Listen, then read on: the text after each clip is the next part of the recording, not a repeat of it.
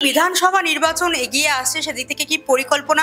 কারণ বিজেপি বাংলাদেশের ঘটনার পর থেকে আরো যেন হিন্দু ভোট ব্যাংক এটা হয়ে দাঁড়িয়েছে, যে হিন্দু ভোটটাকে টার্গেট করছে। মমতা বন্দ্যোপাধ্যায় সরকার শুধু মুসলিমদের ব্যবহার করছে, তারা তোষণের রাজনীতি করছে, মানে সংখ্যালঘু ভোট ব্যাংকটাকে কাজে লাগাচ্ছে, মুসলিমদের কোনো উন্নতি হচ্ছে না।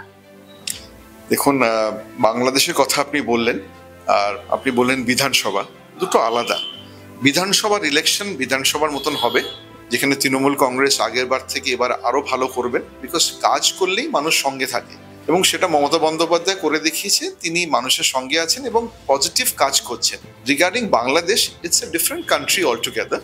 সেখানে তাদের নিজেদের একটা রাজনীতিক উথল পুথল হয়েছে, রিজিম চেঞ্জ হয়েছে, এবং সেখানে যেটা মাইনরিটিসদের ওপর অত্যাচার হচ্ছে, definitely it's a cause of concern for everybody.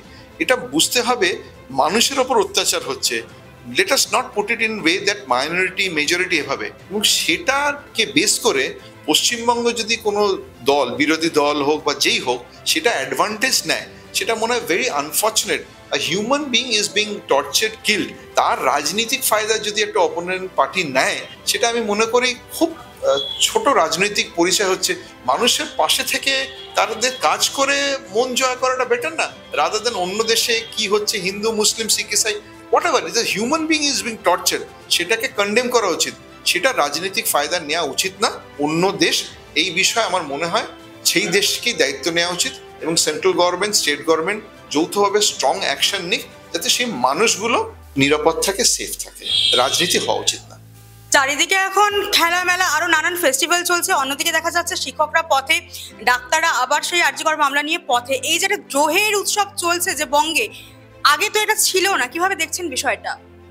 দেখুন, যে ঘটনাটা ঘটেছে আর জি করের, আমাদের যে বোন চলে গেলেন, দিস ইজ ভেরি আনফর্চুনেট, এবং সেই আনফর্চুনেট ঘটনাটার এখন তদন্ত করছেন সিবিআই এবং মহামান্য সুপ্রিম কোর্ট। সেখানে মানুষের মনে হয় একটু ধৈর্য ধরে সুপ্রিম কোর্টের উপর ভরসা রেখে দেখা উচিত what is the outcome, who are the people behind it. এবং একটা কথা আমি বলে দিই, মমতা বন্দ্যোপাধ্যায় আমাদের মাননীয় মুখ্যমন্ত্রী বলেছেন, যেই হোক না কেন কাউকে ছাড়া উচিত না, এবং টাইম বাউন্ড একটা কিন্তু পানিশমেন্ট বা জাজমেন্ট হওয়া উচিত। আমি জাজমেন্ট বলবো, পানিশমেন্টের থেকে judgment, because judgment will follow punishment, বা কি পানিশমেন্ট হবে সেটা জাজমেন্ট থেকে হবে। মমতা বন্দ্যোপাধ্যায় কিন্তু বলেছেন যে তাড়াতাড়ি একটা হওয়া উচিত, কেন justice delayed is justice denied, এই কথাটা আমরা সবাই জানি।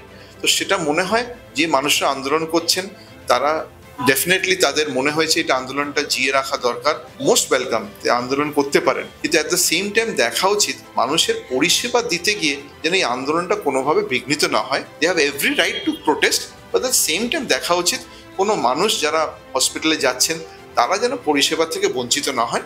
Late them carry on with their protest, we have no issue with them.